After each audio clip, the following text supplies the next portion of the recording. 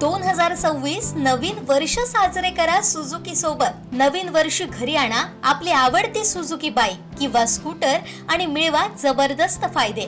खास ऑफर्स 100% कर्ज सुविधा, 10 वर्षांची एक्सटेंड वॉरंटी केवळ मोटरसायकलवर, 8000 पर्यंतचं इन्शुरन्स बेनिफिट केवळ मोटरसायकलवर, नो हायपोथिकेशन। उपलब्ध models Suzuki Access, Suzuki Avenis, Suzuki Burgman Street, Suzuki Gixxer SF, Suzuki V Strom SX। सिंधुदुर्गचे अधिकृत विक्रेते Shri Vinayak Wheels Private Limited, Shri Vinayak Suzuki, plot number 92, MIDC, taluka Kudal.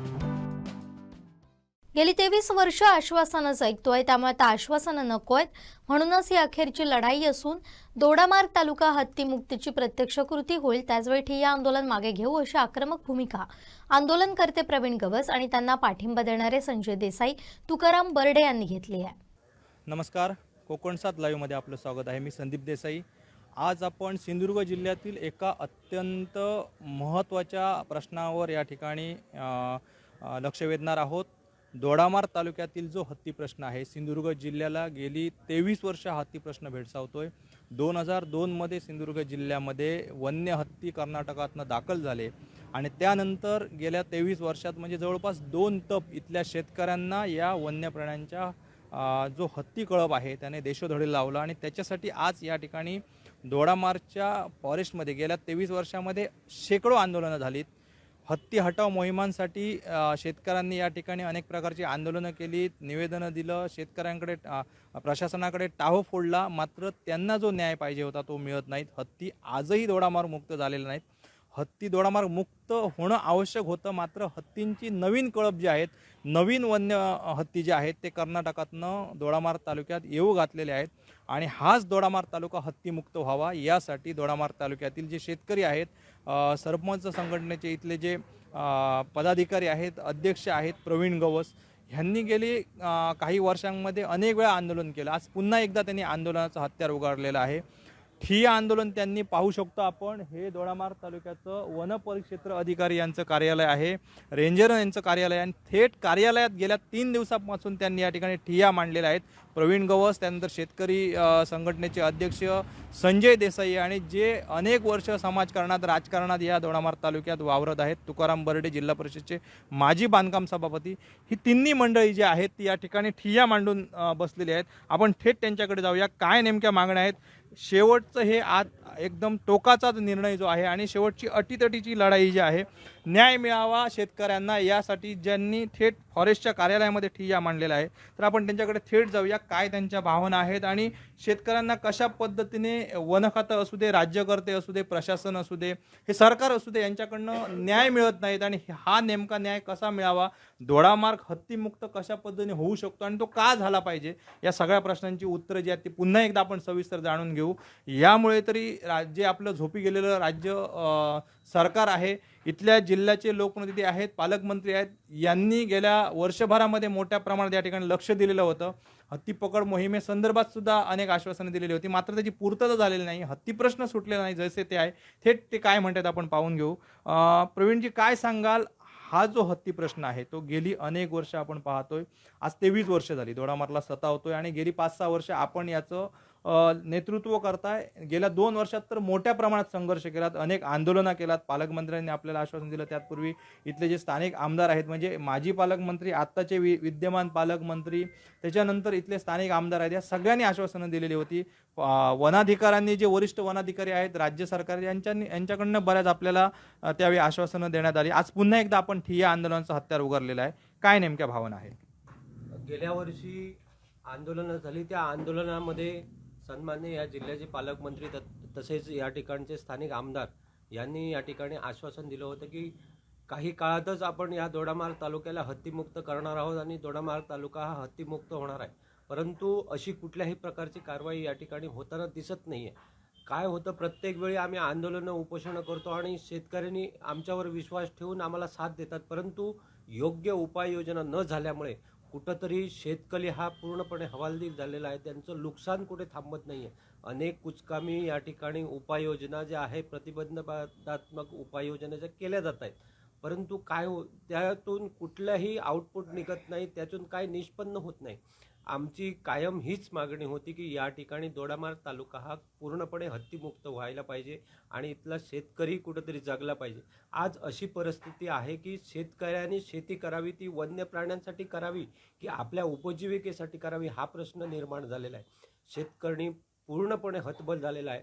प्रत्येक वेळी या ठिकाणी आपले आमदार असतील, या ठिकाणचे पालकमंत्री असतील, यांच्यावर विश्वास ठेवून आम्ही आंदोलनं स्थगित केली.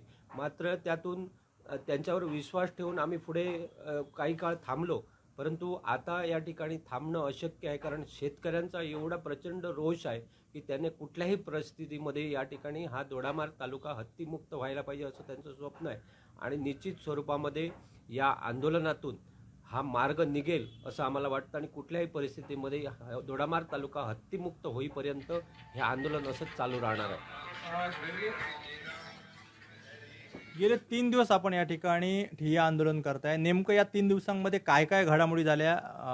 फॉरेस्टचे वनाधिकारी जे आहेत त्यांनी आपल्याला काय या ठिकाणी आश्वासन दिलं आणि मागे जे आपण वर्षभरापूर्वी आंदोलन जे केलेलं होतं, सगळे सरपंच त्याच्यामध्ये सहभागी झालेलं होतं, तुम्ही नेतृत्व केलं, त्यावेळी जी आश्वासनं दिली होती ह्याच्यामध्ये काही अपडेशन झालं का? काय नेमकं ह्या सगळ्या कालावधीमध्ये आपल्याशी संवाद साधला गेला? काय होतं, हत्ती पकड मोहिमेचा आदेश हा मुख्य वनसंरक्षक वन्यजीव यांच्याकडून येतो आणि तो ठराविक काळाची मुदत घालून असतो. मागच्या वेळेला तो डिसेंबर अखेरपर्यंत होता, त्याच्या अगोदरचा होता तो जूनपर्यंतचा होता.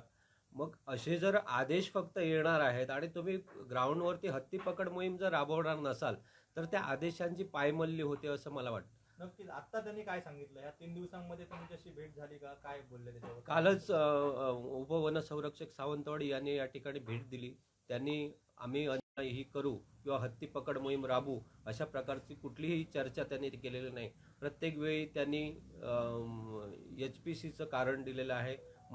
जी हायकोर्ट कमिटी आहे त्या कमिटीच्या निर्णयावर सगळ्या गोष्टी अवलंबून आहेत अशा प्रकारचं त्यांनी या ठिकाणी काल आम्हाला सांगितलेलं आहे. परंतु आमचं म्हणणं आहे काय, तुम्ही कुठेही जा, काहीही करा, परंतु दोडामार्ग तालुक्यातून हत्ती हटाव, हत्ती पकड मोहीम राबवायची असेल, तुम्ही काय करायचं असेल ते करा, परंतु दोडामार्ग तालुका हा हत्तीमुक्त करा अशा प्रकारच्या सक्त सूचना त्यांना दिलेल्या आहेत. आणि कुठल्याही परिस्थितीमध्ये या ठिकाणी जोपर्यंत आपण ही प्रक्रिया सुरू करत नाही तोपर्यंत ही हत्ती पकड मोहीम होत नाही तोपर्यंत हे ठिय्या आंदोलन चालू राहणार आहे.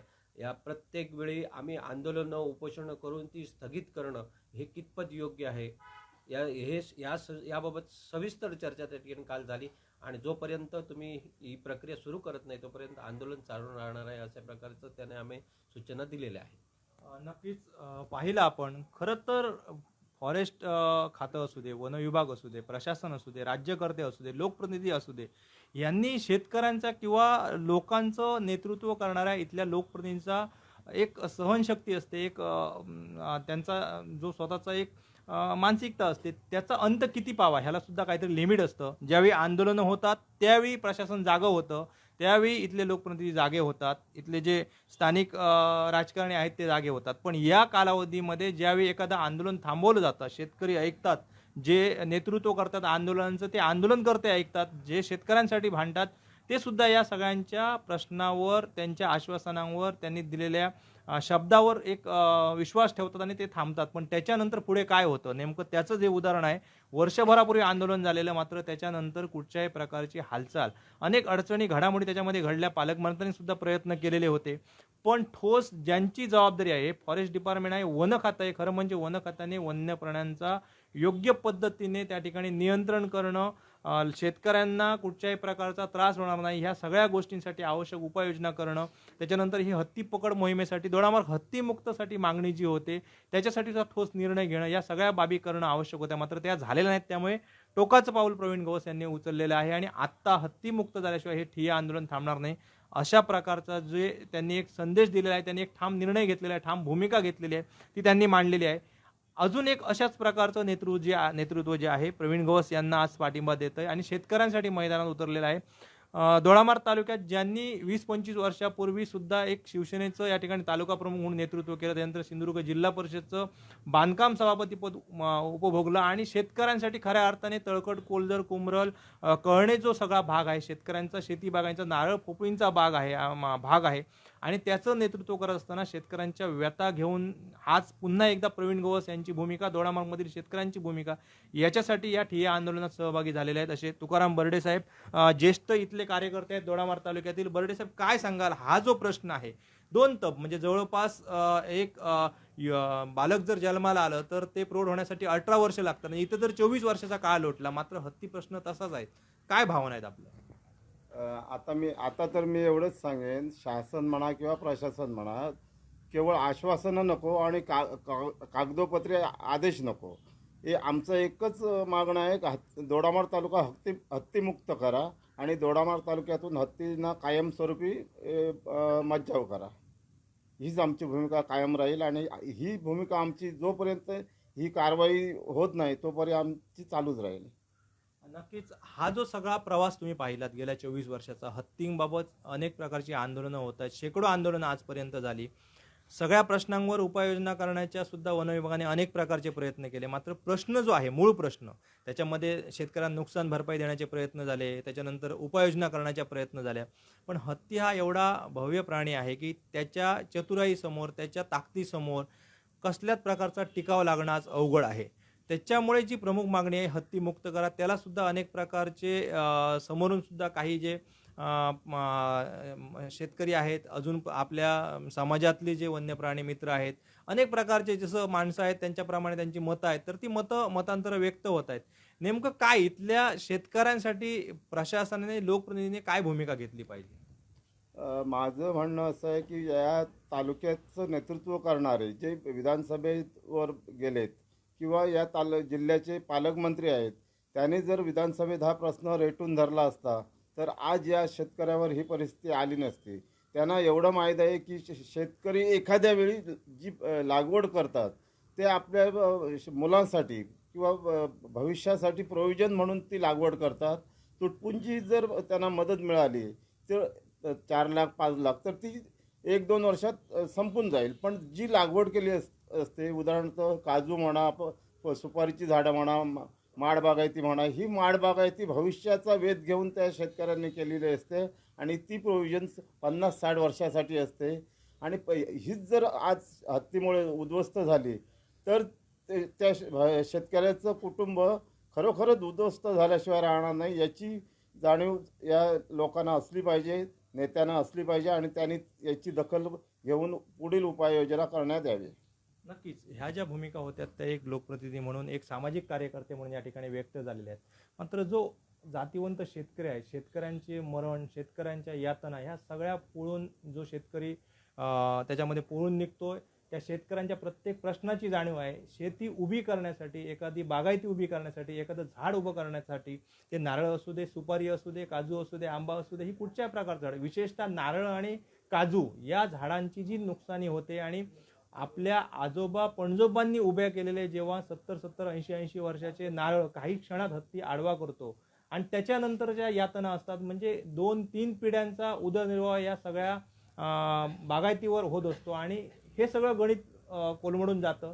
शेतकरी खऱ्या अर्थाने जिवंतपणे मरण यातना उपभोगतो. तर ह्या भावना ज्या आहेत त्या संजय देसाई साहेब जे शेतकरी संघटनेचे इथले नेतृत्व करतायत, ते गेले अनेक दिवस ह्या शेतकऱ्यांचे प्रश्न मांडतायत, त्यांच्या यातना जाणून घेऊन त्या व्यक्त करतायत.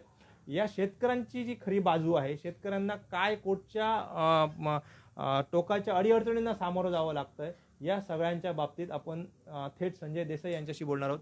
देसाई साहेब, आपण अनेकदा या सगळ्या प्रश्नांवर वारंवार बोललेले आहेत.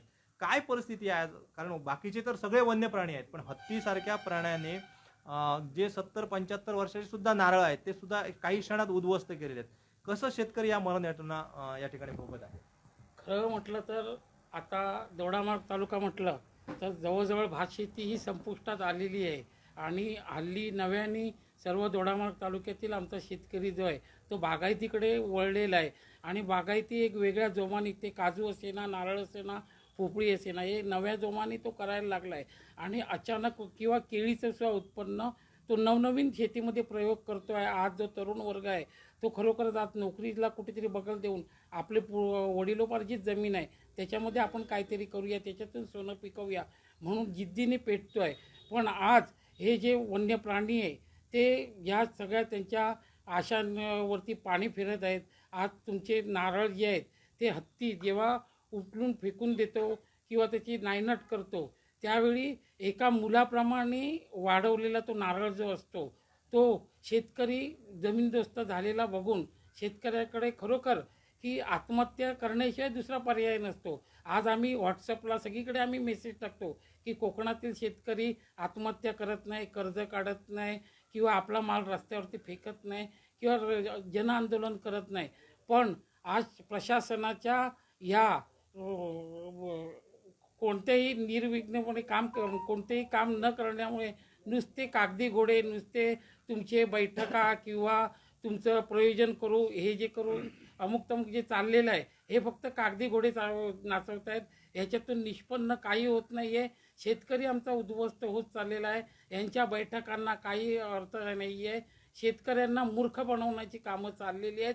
फक्त आश्वासनं आणि आपली खुर्ची टिकवणं एवढंच त्यांना माहिती आहे. आज 22 वर्ष हा प्रश्न आहे. आज 22 वर्षाच्या नंतर सुद्धा तोच प्रश्न भेडसावतो आहे. गेल्या 3 दिवस आम्ही प्रवीणजींबरोबर आहोत त्यावेळी वन अधिकाऱ्यांची आमची जी चर्चा होते त्याच्यावरनं कळतं आहे की अजूनही आम्ही हे करू, आम्ही ते करू असंच म्हणत आहेत. त्याच्यावरती ठोस उपाययोजना नाही आहेत. आज गावामध्ये माणसांपेक्षा माकडांची संख्या जास्त होते तर त्यांच्याकडे कुठल्याही ठोस पद्धतीच्या उपाययोजना नाही आहेत. आम्हाला काल त्यांनी आश्वासन दिलं पण आम्हाला ह्या आश्वासनावरती आम्हाला राहायचंच नाही. तुम्ही प्रत्यक्षात उतरा तिथे. आमच्या इथून पहिला हत्ती तुम्ही आमच्या दोडामार्गातून घेऊन जा, ते कुठेही सोडा, त्याचा आमच्याशी काही घेणं देणं नाही. प्रशासनाला कोणतीही गोष्ट अशक्य नाही आहे, त्यांनी फक्त ते अंमलात आणायला पाहिजे. पण प्रशासनाकडे ही मानसिकताच नाही आहे. शेतकरी भरडला जातो आहे, तो भरडला जाऊन दे. दोडामार्ग तालुक्याकडे कोणत्याही पालकमंत्र्याचं कोणत्याही स्थानिक नेत्याचं लक्ष नाही आहे आणि फक्त मताचं पेटी म्हणून ती बघितली जाते. आणि खरोखर आमचा 4 दिवसापूर्वी एकाची केळीची बाग उद्ध्वस्त केली. फार भुईसपाट. त्या माणसाने करावं काय? खूप दुःख होतं. त्याचं दुःख ऐकताना अक्षरशः ते जेव्हा सांगायला येतात रडतात तेव्हा आपल्याला वाटतं की नाही खरोखर की शेतकरी म्हणतो तेवढा सुखी नाही आहे म्हणून. तर ह्या शेतकऱ्याला कुठेतरी न्याय मिळायला पाहिजे. आणि ह्या तिडकीतून आज आम्ही प्रवीणजींच्या पाठीशी पूर्ण ताकदीनिशी उभे आहोत. काही झालं तरी प्रवीणजींना आम्ही त्यांच्या पाठी खंबीरपणे त्यांच्याबरोबर राहणार आहोत आणि ते जे काही निर्णय घेतील त्याच्याबरोबर आम्ही कायम राहणार आहोत. पण शेतकऱ्यांना हा न्याय मिळालाच पाहिजे. त्याच्याशिवाय आम्ही राज्यकर्त्यांना म्हणा किंवा वन विभागाला सुद्धा आम्ही स्वस्थ बसू देणार नाही. नक्कीच ह्या शेतकऱ्यांच्या खऱ्या म्हणजे व्यथा आहेत आणि शेतकऱ्याचं मरण जे आहे त्याचं हे प्रतिबिंब आहे. प्रवीणजी, पुन्हा एकदा मी तुमच्याकडे येतोय.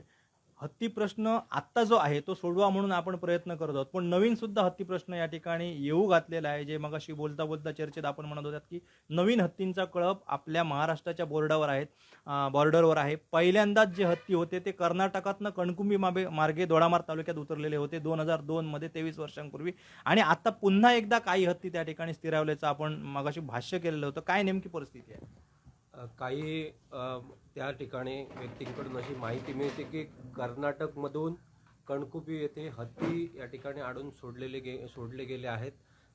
आधीच त्या ठिकाणी कणकुंबी या ठिकाणी या भागामध्ये 6 हत्तींचा कळप आहे. त्यातूनच अजून 7 हत्ती या ठिकाणी कणकुंबी या भागामध्ये त्या ठिकाणी सोडले गेलेले आहेत. आणि निश्चितच 2002 मध्ये ज्या ठिकाणून हत्ती आलेले होते त्याच मार्गावर हत्ती आणून पुन्हा सोडलेले आहेत. पुन्हा हे मोठं संकट, जवळजवळ 12 हत्तींचं संकट हे पुन्हा सिंधुदुर्ग जिल्ह्यावर एव्हाना आपल्या दोडामार्ग तालुक्यावर येणार आहे.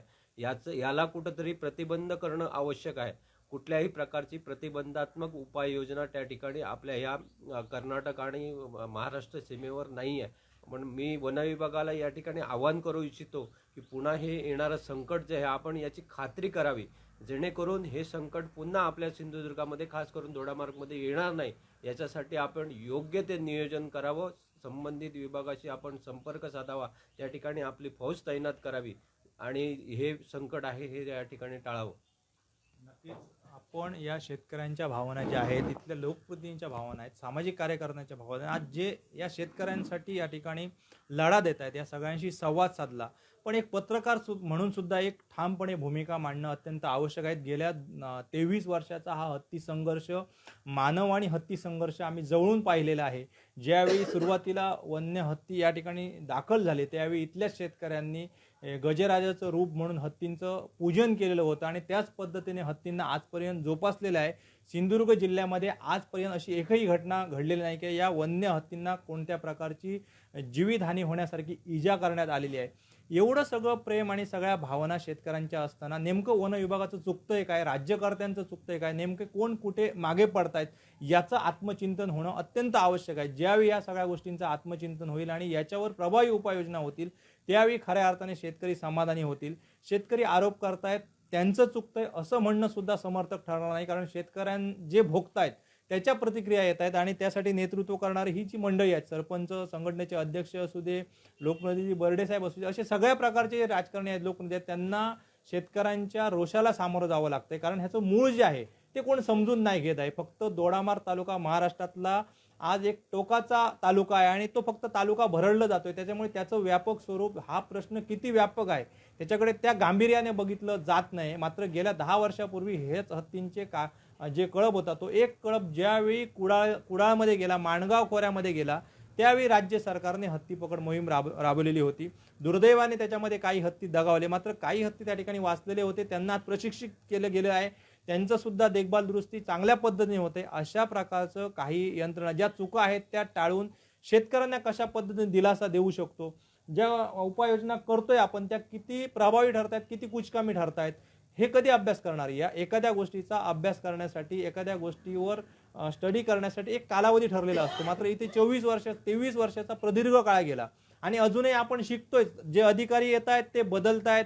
दोडामार्ग तालुक्यामध्ये जे खऱ्या अर्थाने संपूर्ण महाराष्ट्रात आज वन्य प्राणींचा आणि वन्य हत्तींचा जो अधिवास आहे तो या तळ कोकणात आहे, दोडामार्ग तालुक्यात. आणि अशा ठिकाणी इथलं जे RFO पद आहे ते रिक्त ठेवलं जातं. आत्ताच या 8 दिवसांपूर्वी नियमित या ठिकाणी वनपरिक्षेत्र अधिकारी मिळालेले आहेत आणि कोणासारखं जे वनपरिमंडळ आहे तर तिथे त्या ठिकाणी फॉरेस्टर पाहिजे, वनपाल पाहिजे, जो जबाबदारीने तिथल्या या सगळ्या परिस्थिती हँडल करू. मात्र गेली 2 ते 3 वर्ष याच्यासारखं अक्षम्य दुर्लक्ष असू शकत नाही. याकडे सुद्धा सिंधुदुर्ग जिल्ह्यातील जे लोकप्रतिनिधी आहेत, पालकमंत्री आहेत, आमदार आहेत स्थानिक, यांनी लक्ष दिलं पाहिजे. असं नाही की ही मंडळी लक्ष देत नाहीत, हे सुद्धा मंडळी आपल्या परीने प्रयत्न करतात, पण त्याला एक कालमर्यादा असली पाहिजे, ठोस रिझल्ट असला पाहिजे. आणि हा ज्यावेळी रिझल्ट मिळतो त्यावेळी सर्वसामान्य नागरिक आहेत, जनता आहे, शेतकरी आहेत, ह्यांचा जो आपल्या लोकप्रतिनिधींवरचा विश्वास आहे तो अधिक ठळकपणे अधोरेखित होतो. त्यामुळे या गोष्टींवर सुद्धा जाणीवपूर्वक लक्ष देणं अत्यंत आवश्यक आहे. अजून एक या ठिकाणी मी प्रश्न